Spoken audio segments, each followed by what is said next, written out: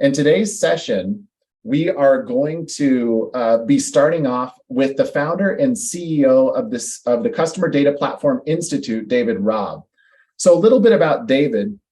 David is the founder and CEO of the CDP Institute, which was founded in 2016. The CDP Institute is a vendor-neutral organization dedicated to helping companies manage customer data.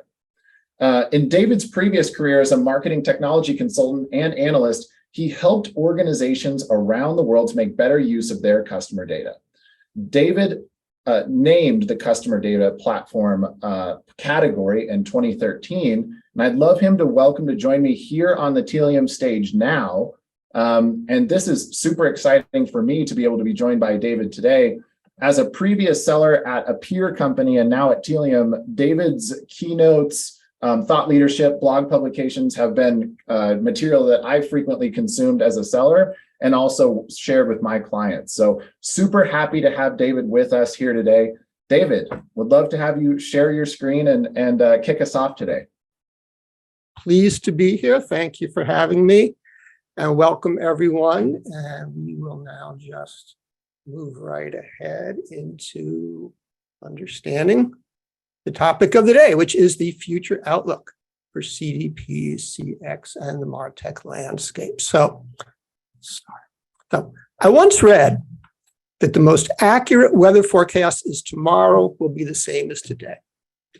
That may or may not be the most accurate weather forecast given today's technology, but it doesn't really matter because what's important about weather forecasting is not getting it right. It's predicting when the weather will change.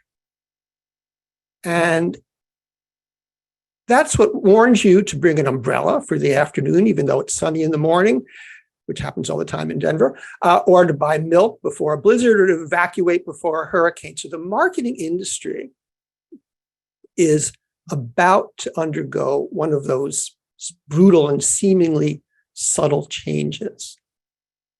The change that gets most industry attention is privacy. Our long season of customer data raining freely from the heavens is about to end seemingly overnight and be replaced by a customer data drought. This is one change we can't blame on global warming, although it is man-made. It's people's concerns about privacy that prompts governments to pass laws like GDPR and CCPA and their counterparts around the globe. It's people's concerns about being tracked that leads Chrome, Safari, Firefox, and every other major browser to block third-party cookies, although you all know that Google just deferred that on Chrome yet again.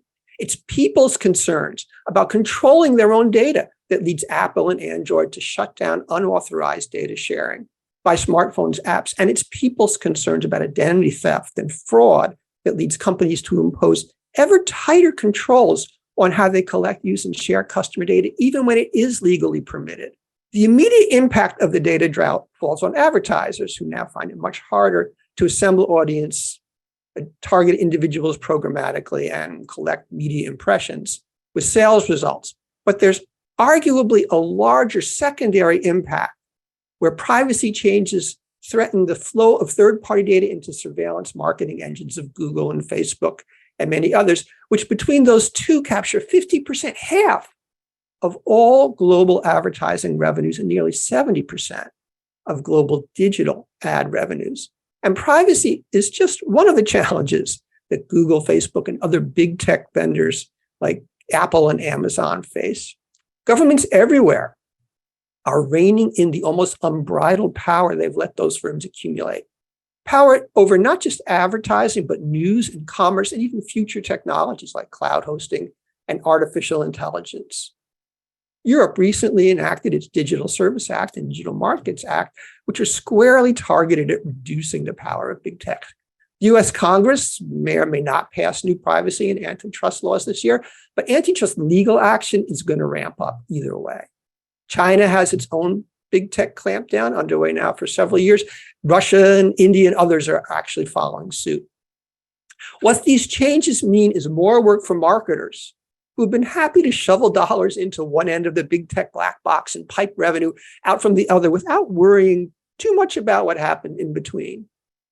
In fact, the duopoly share of the US digital ad market actually peaked in 2017 If we believe e-marketers since then, big tech channels have only gotten less efficient and harder to use, and their volumes are falling. This means marketers have to look at new channels, which indeed are flourishing. Retail media, connected TV, podcasts, in-game advertising, in-app advertising, social commerce, even out-of-home media, and humble direct mail are all gaining attention as marketers scramble for alternatives to the walled gardens that they really weren't all that eager to escape. But there's more. You've heard maybe of the pandemic.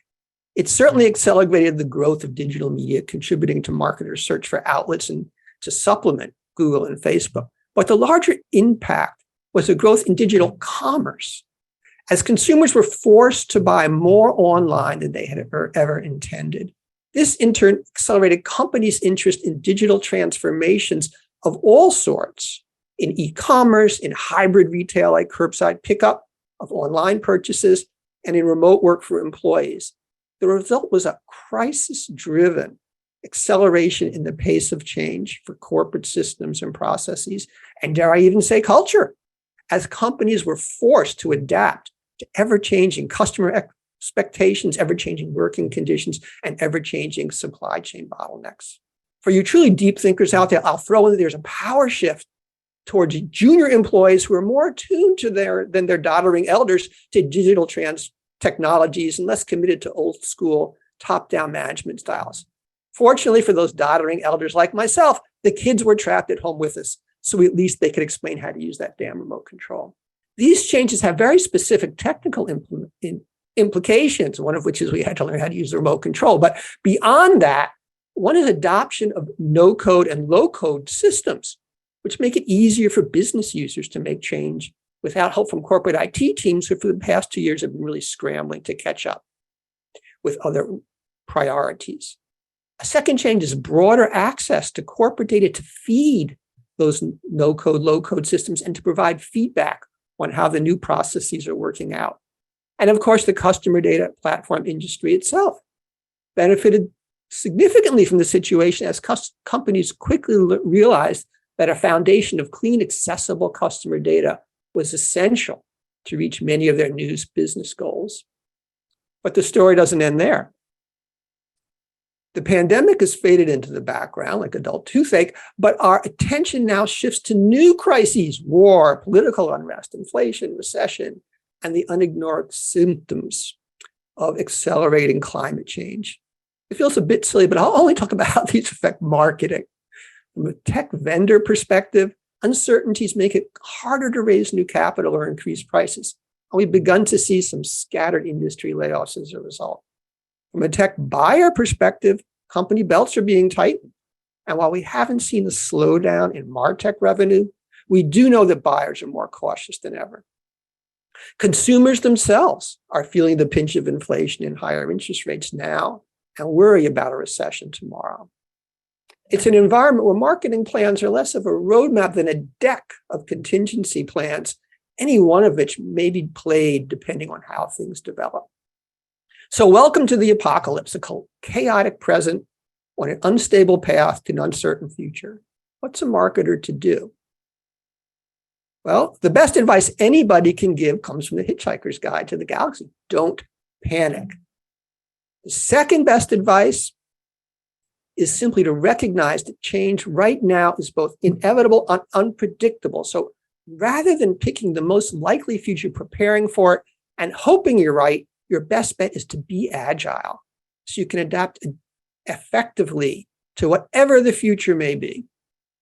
This is more than just a platitude. We don't know which channels will dominate as the roles of Facebook and Google continue to diminish, but we do know there will be a lot of channels, certainly in the immediate future as media fragmentation grows. There are specific things that you can do to deal with that fragmentation. First, build more adaptable customer systems. This means systems that can easily connect to any new channel, both to collect data from that channel as customers interact and to feed data to that channel to support personalized interactions. Easy connection implies open APIs, schema-free data storage, and of course, no-code and low-code interfaces. Second, build scalable systems because you're going to have higher volumes and varieties of data. Schema-free data stores are part of that solution, and so are cloud platforms that allow effortless, affordable growth on demand. Even more important, rely on artificial intelligence to make sense of all this new, ever-changing data. AI removes or at least eases the critical bottleneck of human experts needed to map each new data source. Remember, you might be able to capture data in raw form without mapping it to a schema, but you still need to identify the data elements before you can use them in a customer profile. And AI can go beyond just identifying a data type to extracting meaning from unstructured and semi-structured content. That might be understanding the relations among entities mentioned in call notes or classifying the sentiment expressed in a social media post. Doing these things automatically at scale and with a minimum of setup for new data feeds and types is critical to adapting change as it happens. Fourth, find ways to create more content. You'll almost certainly need a greater variety of messages as you communicate to customers in a greater variety of circumstances, which is what happens when you have a greater variety of change. Beyond that, you'll also distribute each message in more channels because everything no longer just goes to Google and Facebook. Our friend artificial intelligence will be critical here as well. It may create messages, although those capabilities so far are limited, but it will definitely help convert messages from one format to another, either entirely unsupervised or as a productivity multiplier for skilled humans. Finally, you'll need to do a better job of measurement. That's always been a challenge for marketers, although third-party cookies and convenient self-serving attribution reports from walled garden vendors made it easier in recent years. Those cookies and those attribution reports are exactly what we're losing as we enter the new era. So we'll have to work harder now to find measurement methods that apply in different situations. Some where we can track and identify each customer from start to finish, others where the audience is entirely anonymous, and everything in between. Measurement is not a new problem. Some of the old school methods will still apply, like test control experience and media mix models. You'll also have new options like data clean rooms and probabilistic attribution that old school marketers could never imagine. The key here is to find techniques that will apply to different channels because the number of channels will continue to increase.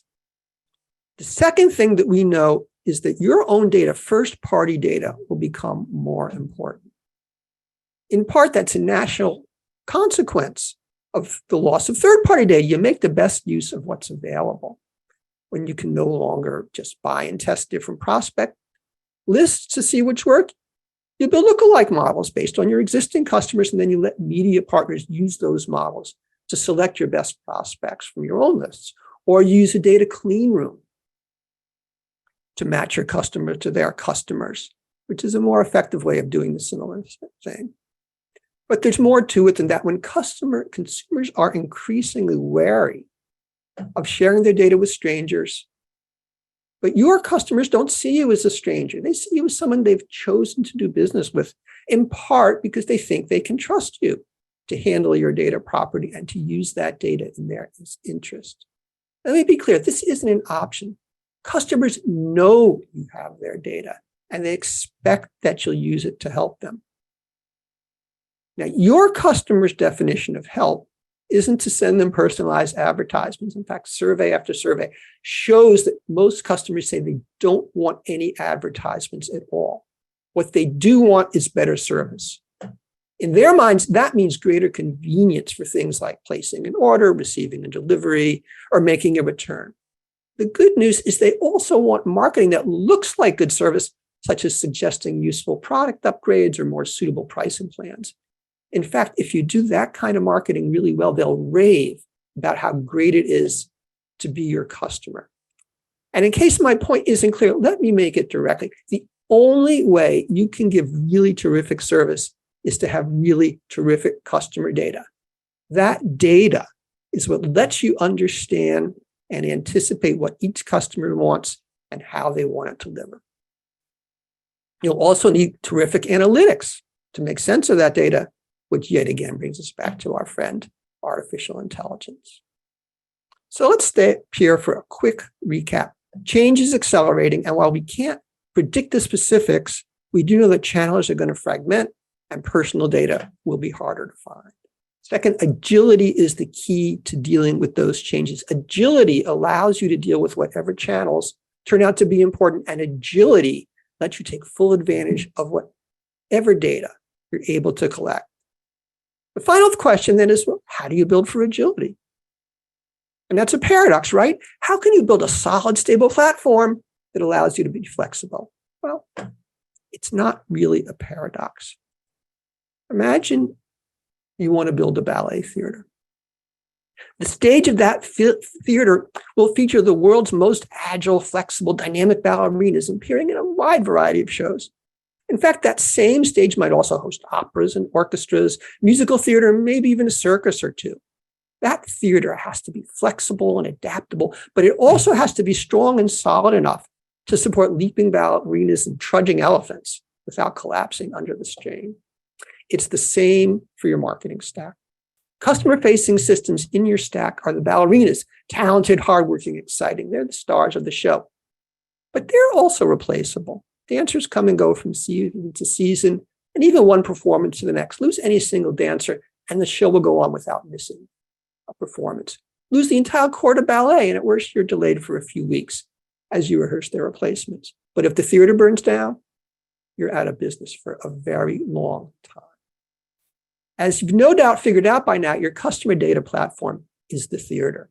It's the repository of accumulated knowledge and resources that enable your business applications to thrive and adapt in the face of change.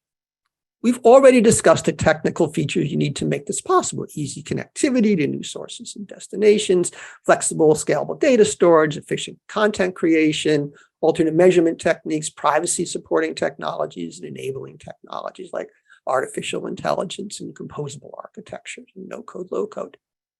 The key here is you need a clear separation between that central, stable customer data system and the applications that dance on top of it. That separation is what makes it relatively easy to add or change applications without disrupting everything else. Any application that also stores centralized data, on the other hand, is not so easily replaced. The ballet analogy for that is a principal dancer who's both the dancer and the director and the choreographer. Losing that person shuts down the entire operation, or at least requires a long period of retooling while you recruit replacements for both jobs. Now, there may be times when you want to take the risk because that one person or that one system is so good at both roles that you build your organization around it. But you should at least recognize what you're doing is dangerous and be sure it's worth taking the chance. You'll also want to take out the technical equivalent of key person insurance to make sure that you can minimize your reliance on that dual purpose resource and separate the platform from the application functions. Let me be clear, separating the platform from the applications doesn't free you to use any application you want. You still need applications that integrate well with your platform and ideally will complement the strengths and weaknesses of the applications already in place. I could say it's like hiring ballerinas who fit the company style, but let's give that analogy a rest. Of course, you should also recognize that technology is just one part of agility. People and process are at least as important. You have to support technology with training, governance, organizational alignment, leadership, recruiting systems, reward systems that enable and empower your staff to respond effectively to new conditions as they arrive. Here's a few new guidelines. These include decide on data, not intuition. That's been the goal forever, but it's much more important when intuition is based on experience under conditions that no longer exist. That intuition simply isn't as valid as it once was. Secondly, experiment, don't optimize. Optimization is based on fine-tuning parameters over time. That works when underlying conditions are stable. But in a period of rapid change, it's more important to uncover big new opportunities than to squeeze small improvements out of old ones. Third, measure outcomes, not inputs. When conditions are stable, the relation between inputs and outcomes can be discovered. so you can measure one to predict the other. But in unstable conditions, the old assumptions don't apply. So you have to put in the extra effort that it takes to measure outcomes directly. And measurement shows up as the number one challenge in pretty much every survey we see about marketers. Third, manage customers, not departments. What I really mean to say here is to manage the customer experience, which spans all departments. Customers don't know or care which department controls which part of their experience. They just know they're having an experience with your company. They judge the company on their experience as a whole. Departments working in isolation from each other cannot see the ultimate results of their actions, so they have no choice but to cooperate and manage from the customer's point of view. Let me focus on that last point for a moment because it's really important. Agility cannot be just random leaping about. It needs a purpose, so you know which direction to leap. And in business, the purpose of that agility is to deliver great customer experience. So I hope the core message is clear. In uncertain times, agility is the key to success. But agility is more than being flexible. Quick, effective response to change is only possible with a strong, stable base of technical and human resources, including, of course, a solid customer data platform. And the purpose of that agility is to meet the one goal that never changes, delivering a great customer experience. Thank you. I think we have time for questions. Awesome. David, that was great. Thank you. Really excited that you were able to come and share that with us. Themes about agility and how agility can deliver a great customer experience with a great base, which is built on these platforms that you were talking about. So I wanted to go ahead. We got a few questions, and maybe just starting from a super high level, I think this first question is a great place to start. When you've seen companies start on their CDP journeys, they've selected a CDP, they've fully implemented it. What are some low-hanging fruit use cases that you've seen that immediately a customer, Mr. or Mrs. Customer, should look to solve immediately? Maybe, and I know it changes dynamically based on vertical, and there's a lot of caveats with that potential question, but high level, what should a company look for after they've integrated their CDP? Well, there is a kind of a normal sequence that people go through, and it really just follows the deployment sequence itself. The first thing that most companies do is they actually look at the data because they've never had the unified data available before. So now they can look at the whole customer journey. They can understand their customers in ways that are new to them, and that gives them ideas. And those ideas might be something that get executed through the CDP, but often they're ideas that could be executed even without a CDP, but they wouldn't have had the knowledge of, and they wouldn't have been able to measure the results of without the CDP. Because connecting that CDP up to your actual execution system to have that beautiful sort of real-time, fully integrated process that we all want, it takes a little extra work. So you kind of start just with the analysis. The next thing typically is going to be predictive modeling, because now you have the data, again, that you didn't have before. And now you can begin to do, in particular, predictive models as opposed to descriptive models. That lets you say, okay, wow, now I can begin to see who might be a better prospect for this product or that promotion or whatever it is I'm going to use to make recommendations for. So now I can embed those in my marketing campaigns. And again, it's easier to build audiences for outbound campaigns like email or messaging than it is to integrate it with your real-time interactions on your website or your call center, because that, of course, is something that takes, again, deeper technical integration. The other thing I would point out in this regard is that it's probably in most cases going to be easier to kind of do those first use cases all in the same department, even though the CDP can be used throughout the company. And more we see CDPs deployed as a sort of a company-wide resource, not just a marketing resource. But adapting the processes of your department, learning what the CDP can do, what data is in it, what capabilities it has, what it makes possible. That takes a fair amount of training. Yeah. And you don't want to train the whole company at once. That's boiling the ocean. You want to kind of like focus on one group, get them really good at it, let them do 2 or 3 or 4 new things, new use cases that make sense. And then kind of once they're set up and running, now you can begin to maybe focus on training the next department.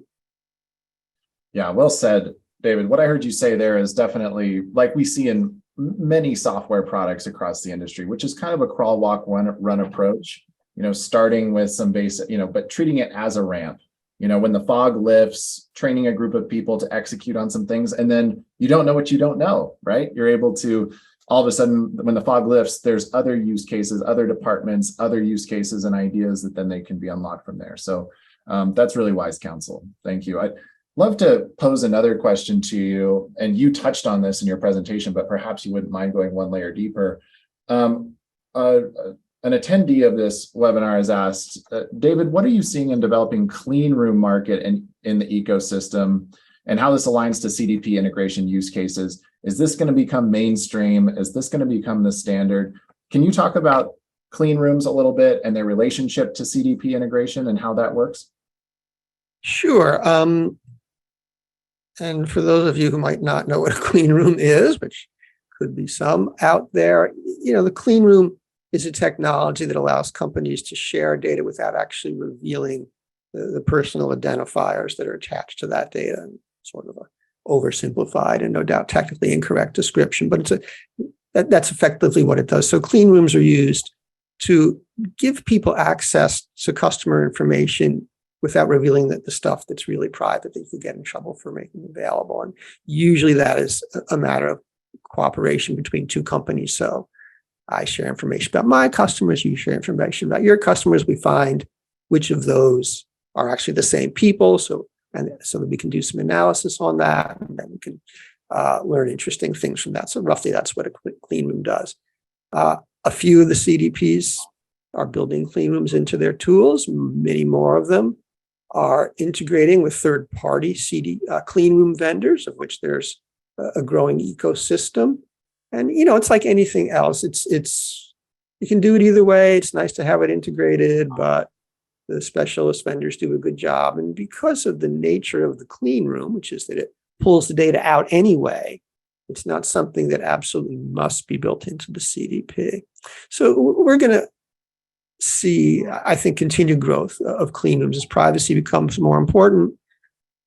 Clean rooms are going to be a way to get some of the capabilities that would otherwise violate privacy regulations. So I think we're going to see continued growth in that clean room, and therefore continued integration of the clean room into your larger CDP environment. It's just going to be another tool that becomes part of the CDP toolkit. Yeah, no, well said. I think this next question really refers to that stool graphic that you put up with the equal parts of technology, people, and process. I think all too often, myself included, despite being in the technology industry for over a decade, are guilty of thinking of technology as something that can be a standalone without the support of the people and processes. So to that end, one of our attendees has a question about org structures and really talking about ownership of the CDP. We've seen, like you said, marketing has owned it. Sometimes it's a data department or a digital transformation department, some cousin, right, of the marketing department.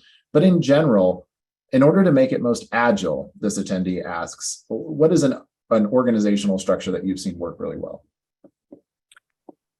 Well, now you've called on my consultant background, to which the answer is always going to be it depends, right? Yeah, sure. I think different structures just are appropriate in different situations. If marketing is really going to be the primary user and the primary sponsor, guess what? Marketing really should run it. If it's really going to be a corporate resource, then IT or data or analytics, one of those sort of corporate resource departments, is more likely to run it. It's important that whoever is going to be the primary user has control. It's traditionally, marketing has been very poorly supported by IT in most organizations. Obviously, there are always exceptions. And that's kind of one of the reasons that MarTech has taken off. And, you have specialists, MarTech specialists who are sort of these hybrid, half IT, half marketing types, or marketing operations. Another group that are also sort of half IT and half marketing. And they exist so the marketers can turn to someone and say, who works for them, and say, hey, this is what I need done. The IT department, if you ever look at surveys of IT departments, they care about keeping the lights on. They care about security. They care about availability. They care about very fundamental things. And somewhere down the list, there was one survey, it was literally number 28. I came marketing, CX has risen a bit, although it's still rarely at the top of the list of their concerns. Digital transformation, again, is kind of raised a priority because most digital transformation has some sort of a customer-centric theme running through it, although, again, not always the top goal. If you, again, look at surveys, often saving money is actually the top goal. So people react to whatever their departmental priorities are. And if you really want to use that customer data primarily for CX, and either it's enterprise-wide CX, which again is the way it should be done, or even if it's just within marketing, you probably want that org to have that. That being said, the other departments should be involved. You can't not have IT involved. I mean, they're always going to be involved anyway. It's just a question of kind of really who's in control of it and who sets the priorities. Yeah, well said. A variety of stakeholders always seem to be involved in these sort of decisions because, as you said, IT is always involved. And in enterprise organizations that companies like Telium work with that serve the enterprise primarily, all of these different teams seem to have their hand in an interest and outcome for the customer, but then all sort of marketing metrics, data metrics, as well as efficiency of these kind of pass-throughs. And so the next question I'd like to pose to you, David, is a little bit related. So, you touched on putting on your consultant hat, you touched on the organizational structures that do this.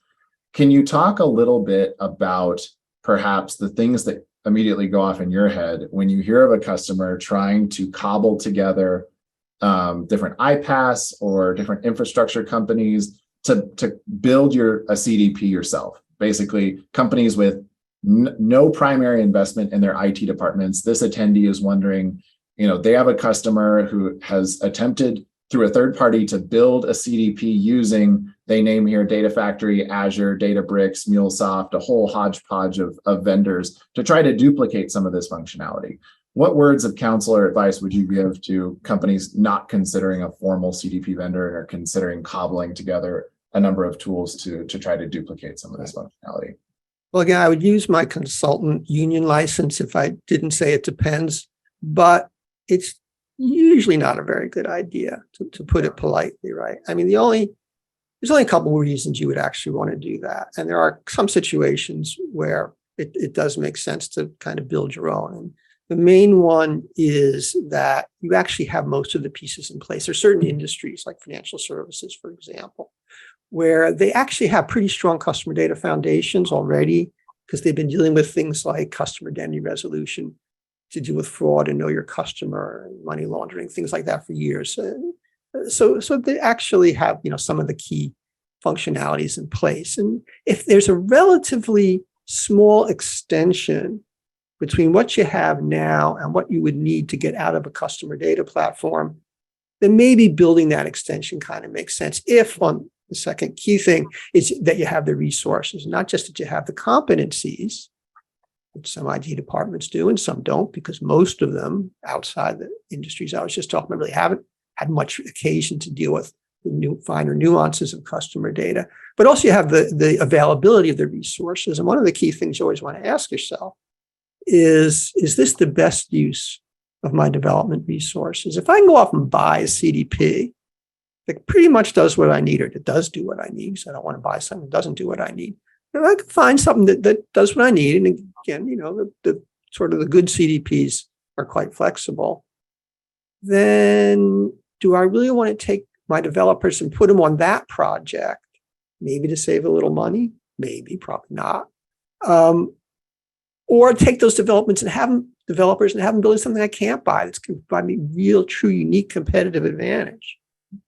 Because that's really where you want to put those developers. They are a rare resource. Nobody has enough developers. Yeah. And even if you had enough developers, you wouldn't have enough managers to manage the developers. There's only so many projects that a company can take on, even if it had an infinite number of developers.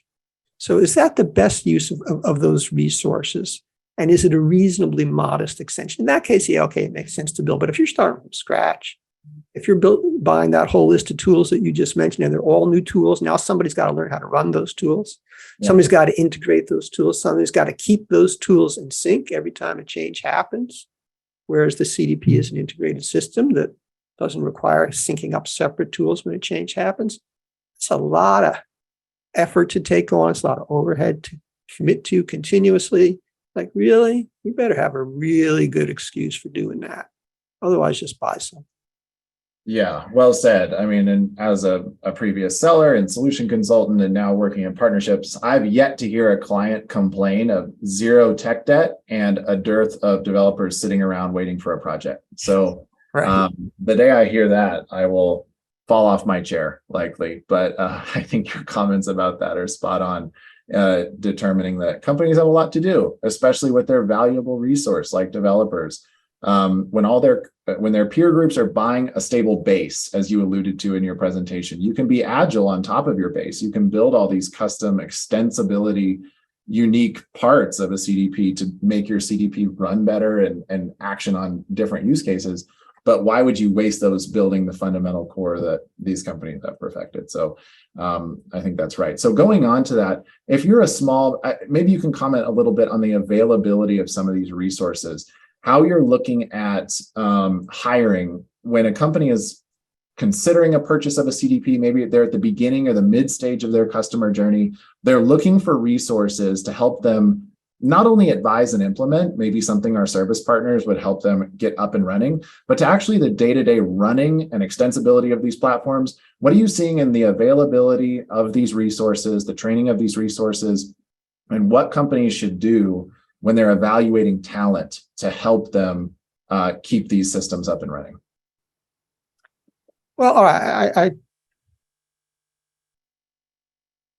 We've actually done some research on this, and we looked at what distinguished companies that were successful with their CDP projects from companies that were less successful with their CDP projects. And most of the questions that we would ask, were about what kind of process they had, and almost anything that actually implied they were doing something active to manage the process was correlated with a better outcome. So, having a plan, whatever. The one thing that was negatively correlated was hiring outside resources. Yeah. You don't want to assume you're going to hire outside like consultants and stuff to do this on an ongoing basis. It's one thing to hire them to help you get deployed. Sure, you don't have those skills. It makes sense to bring in people who kind of do that for a living. But you want to train your own people. And there's just so many reasons to train your own people. They know your business. They're already there.